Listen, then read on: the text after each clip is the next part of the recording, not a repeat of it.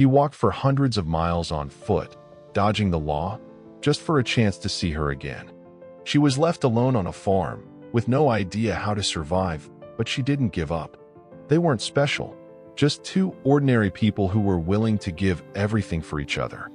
This is a story about love, the kind that holds strong through war, loneliness, and fear. Welcome to Weathered Stories. Today, I'll tell you the story of a man and a woman torn apart by war, but unbroken by distance or fear.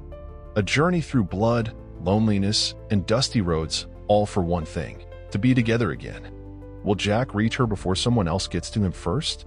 Will Ellie be able to stand her ground when there's no one left beside her? If you're ready to find out just how far a man will go for love, hit that like button and let's begin.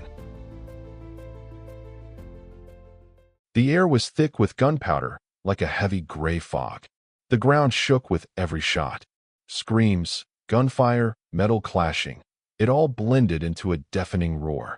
Jack Hawthorne ducked behind a fallen tree, clutching his rifle, feeling warm blood running down his arm. A bullet had grazed his shoulder, but he didn't feel it right away. The adrenaline drowned out the pain. 15 yards ahead, Joseph dropped to the ground. He was Jack's closest friend since the start of the war. Talked all the time about opening a little store back home with his sister, starting a family. Now he lay face down in the dirt. Still, silent. Jack stared at him, his chest tightening like a fist. "Damn it," he breathed, backing toward a busted-up wagon for cover. Then a flash. An explosion. Wood splinters flying. Dust in his eyes. Ringing in his ears. Jack threw his arm over his face, and in that moment, he saw her. Ellie, as clear as day, standing by the gate to her family's ranch, wearing that simple dress, her hair tied back with a ribbon, holding a bundle of letters. The last time he saw her, she didn't cry, didn't say, "Don't go," just looked at him. And those eyes, they said everything. He reached into his coat and pulled out a worn scrap of paper. The edges were frayed, the ink faded, but he knew every word. "I'm waiting." Ellie. He didn't need to read it. Just holding it was enough. The gunfire faded. Somewhere, an officer yelled, trying to regroup what was left. Jack looked around. Hardly anyone from his unit was still alive. Just crows circling overhead. He knew if he stayed, he'd either die right there or be thrown into the next bloody mess. And none of it made sense anymore. No victory. No meaning. Just emptiness. He looked toward the woods beyond the ridge. That was the way home. A long road through mud, pain, and danger. But she was there. Ellie was there. He clenched his jaw, pushed himself up with his good arm, and gave the battlefield one last look. The men, the blood, the lives gone. Then, without a word, he started walking. The house felt frozen in place. Ellie had tried to stay busy since morning, sweeping out the barn, checking feed, cranking the old well pump. But nothing seemed to go right. Her hands dropped every tool, her steps felt heavy. She didn't really know how to do any of it. Her father used to handle things, or he'd hire someone who did. Now there was no one. Chickens ran wild across the yard. The barn door creaked in the wind, half off its hinges. No one around to fix it. Once, this place smelled like fresh bread.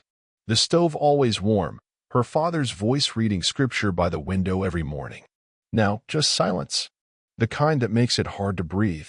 She stepped back inside, set a tin cup of water on the table and sat down. Across from her, his old chair. He always sat there during supper, quietly, with that stern but steady look. He never complained.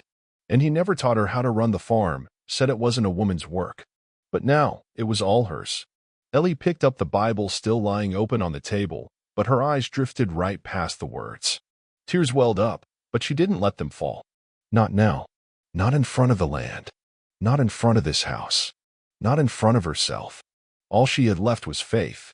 And one short letter Jack had sent before leaving. "If I make it out, I'll come back. If I don't, just know, I never really left you."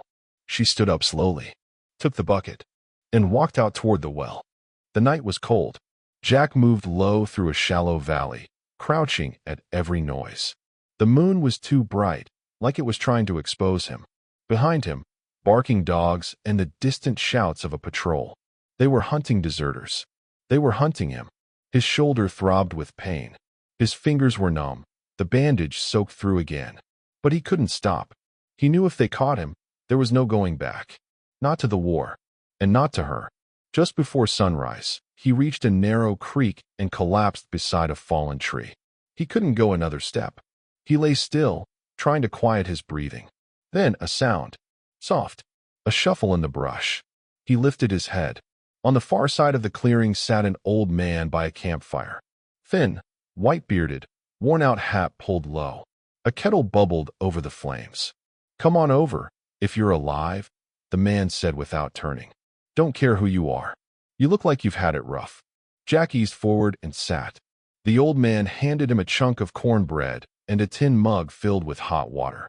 "Should re-wrap that shoulder," he added. "You won't make it past sundown otherwise." They sat in silence for a while, just the crackle of fire and the hum of early morning. Then the old man spoke again. "Home's not a place," he said. "It's the one waiting for you. If she's still there, keep moving. Crawl if you have to. It's worth every step." Ellie stood in the pen, clutching the bucket. The sun beat down on her face, and her hands trembled from exhaustion. The cow huffed and jerked, refusing to stay still. Milk splashed onto the dirt, and the bucket tipped over again, spilling what little she'd managed. Ellie dropped to the ground, right there in the dust, and closed her eyes. Her head throbbed. She hadn't eaten much all day. There was a lump in her throat she couldn't swallow. "You'll be out here till dark at that rate," came a voice from beyond the fence. Ellie startled, turning around. At the gate stood a woman in a worn-out hat and dusty work clothes. Mid-30s, sturdy, upright, eyes steady. "Who are you?" Ellie asked, getting to her feet. "Cassie McGraw. Heard things were falling apart out here. Figured I'd stop by. Looks like you really don't know which end of a cow to sit on." Ellie flushed. Her lips tightened into a hard line. "I can manage." Cassie stepped into the pen without asking. She picked up the bucket, pulled over a stool, gently patted the cow, sat down, and in a few minutes filled the bucket to the brim. Then she wiped her hands on her pants and looked at Ellie. "Maybe you can. But right now, it sure doesn't look like it." She stood. "Listen, this isn't some finishing school. Out here, if you don't take hold of the land, it'll bury you. You want to make it. Stop being someone's daughter. Start being the one in charge. It's all on you now." Ellie's voice came out quiet. "Why do you want to help?" Cassie narrowed her eyes a bit, shrugged. "Because when I needed help, no one came. And out here, alone gets you dead." Ellie sat by the window, hands wrapped around a tin cup. Outside, a soft rain tapped the roof. The sky was gray, low. She stared through it, remembering. That day had been warm and dusty. Jack was fixing the fence by the well. One of the boards had come loose again. He worked quietly until she stepped out with a bucket. When he saw her, he stood up, tipped his hat, and said simply, "Afternoon, Miss Westbrook. One of your boards is loose. I could nail it down, if you'd like." She just smiled. Her voice shook a little when she answered. "I'd appreciate that." They didn't talk much. Just a few words, about the weather, the animals, how her father liked things in order. But she noticed how he looked at her. Not nervous. Just steady, warm. From that moment on, she waited for him to come by. Every time. And now she was waiting again. Only this time, not by the well, but in a quiet house where all that remained was silence and hope. The night felt tense, not because of the cold, but because of how still everything had gotten. Jack moved low, hugging the shadows between buildings. He hadn't eaten in a day, hadn't slept in 2, and the pain in his shoulder kept getting worse. The wound pulsed like someone twisting a nail into him. He knew, if he didn't find shelter before sunrise, they'd catch him for sure. The village looked like it was asleep. A few windows glowed dimly. A crooked well post stood in the center, and an old wagon sat abandoned outside a shuttered store. Jack slipped past a shed, down a narrow alley. Quiet as he could. Every step was a struggle, but he kept going. He was almost through. Then a rustle. He froze. A skinny barefoot boy stepped out from the corner, holding a stick. He looked Jack straight in the eye. For a moment, they just stared at each other. Then the boy yelled, "Hey, over here. It's him. The soldier. He's a deserter." 2 men burst from the dark, rifles in hand. Jack turned and ran. One shot missed. The next slammed into his shoulder. The pain dropped him to the ground, but he forced himself up. He stumbled through a yard, leapt over a low fence. "Stop him!" someone shouted. "He's hit. He won't get far." Jack dove into the brush, cut across a field. His legs burned. His chest heaved. Dirt in his throat, sweat in his eyes, blood down his back. Then he saw it, a small building up ahead. A church. Old, leaning to one side. The roof half caved in, windows busted out. He stumbled through the doorway and slammed it shut behind him, leaning hard against the wall. The air inside smelled of damp wood and rot. The floor was covered in dust and broken boards. On the wall hung a crooked wooden cross, coated in cobwebs. Jack collapsed onto the floor, gasping. He tore at his shirt with one hand, teeth clenching against the pain. The wound was deep, but the bullet seemed to have gone straight through.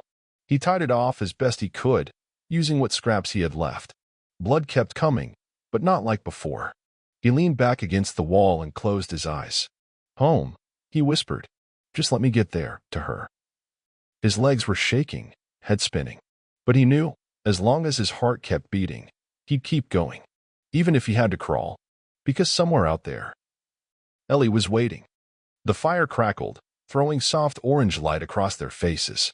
The night sky was dark, stars barely peeking through the thin clouds. Cassie sat upright on a log, holding a mug of warm broth. Ellie sat beside her, hunched slightly, wrapped in a blanket. Neither of them had spoken for a while. "You think I've always been like this?" Cassie asked suddenly, not looking over. "Tough, sharp-tongued, cold." Ellie glanced at her, said nothing. "I had a husband once. 7 years back. Promised me everything, land, kids, a life. The second things got hard, he left. Didn't even say goodbye. Then the barn caught fire. First one, then another. Coyotes tore through the livestock. I was alone. Folks stopped coming by. Didn't matter. Only person I had left was me." She took a slow sip, eyes on the fire. "That's when I figured it out. If you want to survive, you gotta get tough. Not angry. Just solid. You hold on to the land, and it'll hold on to you. Cry later, after the work's done." Ellie lowered her eyes. "I'm not like you." Cassie looked at her calmly. "You will be. It's not about what's inside. It's about how much you can carry when you've got no choice." Ellie nodded, just once. For the first time in a long while, sitting next to someone. She didn't feel completely alone. Marshal Crane wasn't in it for justice. He didn't wear a badge for honor or law. He hunted deserters, men who'd run from the war, broken their oath, stepped out of line. To him, they weren't people. They were bounties. The more intact, the higher the price. And if they fought back, one clean shot was just as good. This time, his men had dragged a deserter out of a barn on the edge of a farm. The man was thin, filthy, blood on his face, and a torn jacket hanging off him. He'd been hiding out under a fake name, sleeping in sheds, begging food off old folks. Someone must have tipped him off. Crane was already there. He approached slowly, deliberately. Tall, with a hard face, short gray stubble, and eyes that felt like weight. His footsteps always sounded like a sentence being passed. "You told folks your name was Thomas Blaine," Crane said, voice calm. "But the initials on your coat say otherwise. So either you're confused or you're a liar." The man stared at the ground. Then, barely audible, he rasped, "I just had to get away." Crane didn't flinch, didn't blink. He crouched down, looked him dead in the eye. "How many more like you? Heading south? Who else walked off?" The man swallowed, breathing hard. "One. I heard about one. Jack Hawthorne. Said he was heading to Brook Hollow. Said there's a woman waiting for him there. Said he'd make it, no matter what." Crane stood up. His face didn't change. "She's waiting, huh?" he muttered. "Thinks home is a woman and a porch light." He glanced over at the map spread out on the wagon bed. Brook Hollow. Small town in the southern counties. Quiet. A good place to disappear. "Tie him up," he ordered. "Put him with the rest. We're going after Hawthorne." Crane didn't know Ellie, but he knew men like Jack. And he knew folks chasing the light usually end up in the dark. The dusty road curved along a dry hillside, scattered with brush and brittle grass. Jack walked slow, limping slightly. His shoulders still ached, but he kept going. In the distance, he heard a cry. He picked up the pace, turned the corner, and saw a wagon tipped on its side. One wheel snapped clean off, Sacks of grain spilled everywhere. A boy, maybe 12, was crying and tugging at a tangled harness, trying to free a panicked horse. "Hey," Jack called. "You all right?" The boy turned, eyes wide. He tried to back away, but his foot slipped. Jack raised both hands and stepped forward slowly. "I'm not here to hurt you. Just trying to help." He untied the straps, lifted the sacks, and pushed the wagon back into a half-standing position. The boy watched him, still tense, but no longer scared enough to run. About 30 minutes later, a man showed up, short, solid build, rifle slung over his shoulder. He gave Jack a once-over. Measured. "Quiet. Who are you?" "Just passing through," Jack said. "Heading home. Saw your boy, figured I'd help."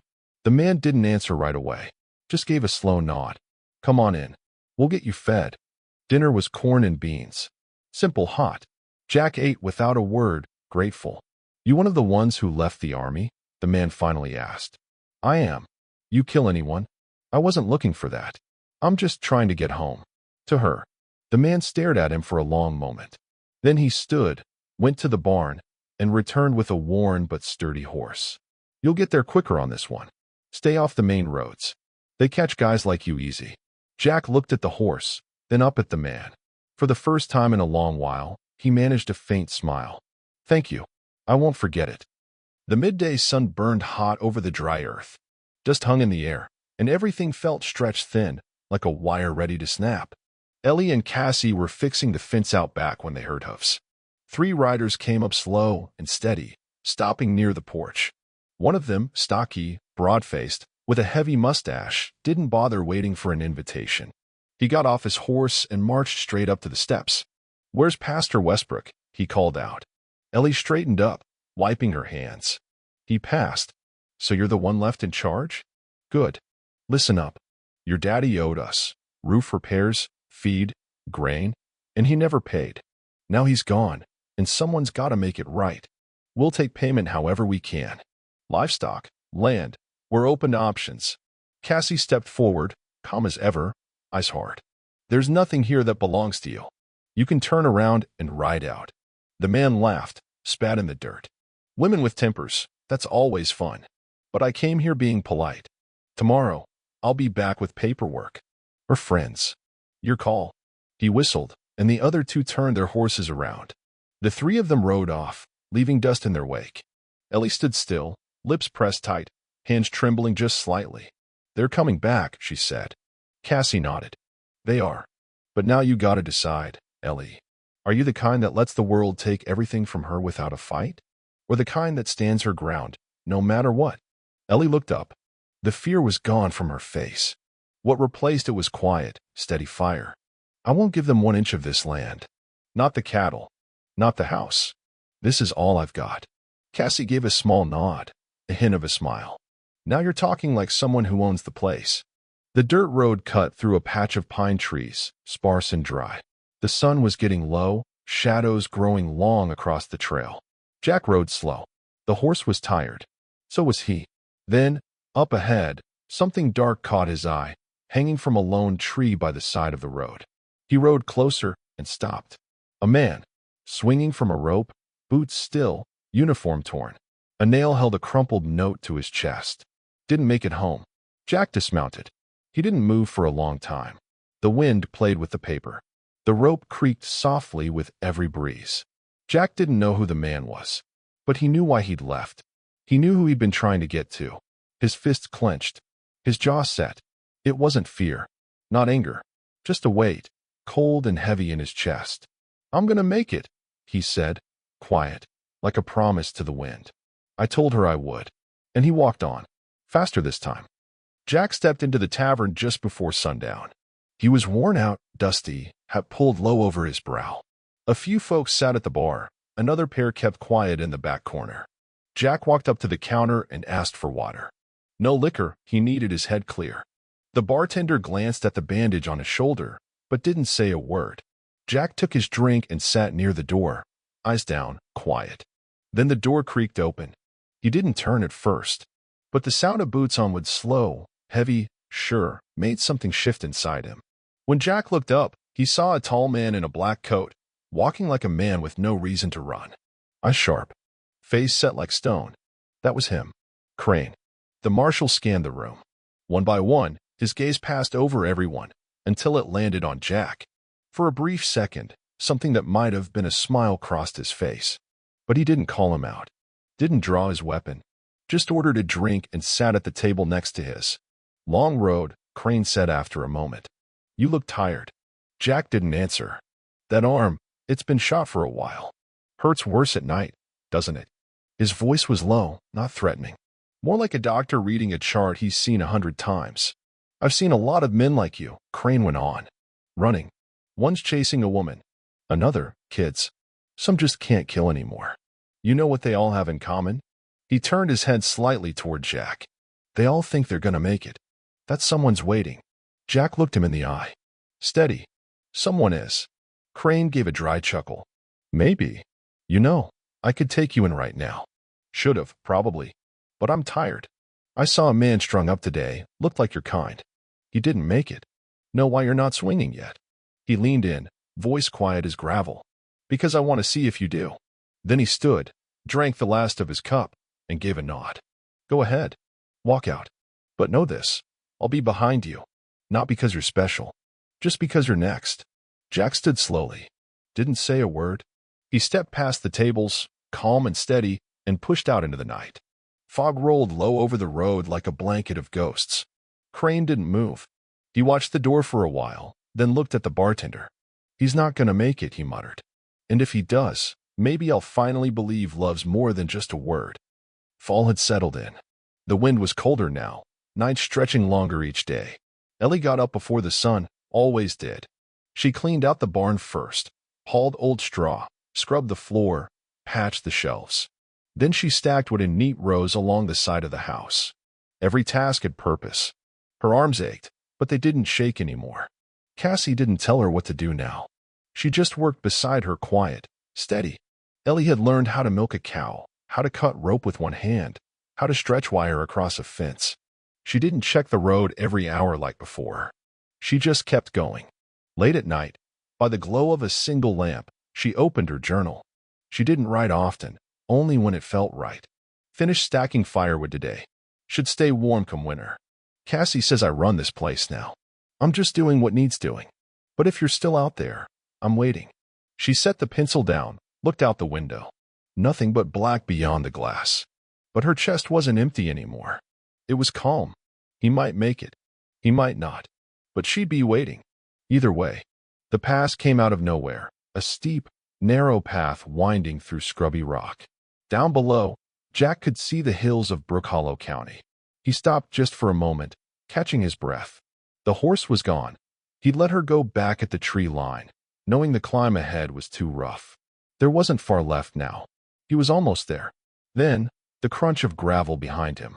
Jack spun around. Crane stood halfway up the ridge. Alone. No deputies. Just him, covered in dust, coat hanging loose, face hard and drawn, but still steady. Told you I'd make it, Jack said, voice rough. And I told you I'd find out. Crane replied, lifting the rifle off his shoulder. Jack didn't reach for his weapon. He just stood there, pale, worn, but unmoving. I'm not going back, he said, calm and clear. I'd rather die here than wear that uniform again. That don't matter anymore, Crane snapped. You're not a man now. You're a target. That's all. The space between them closed fast.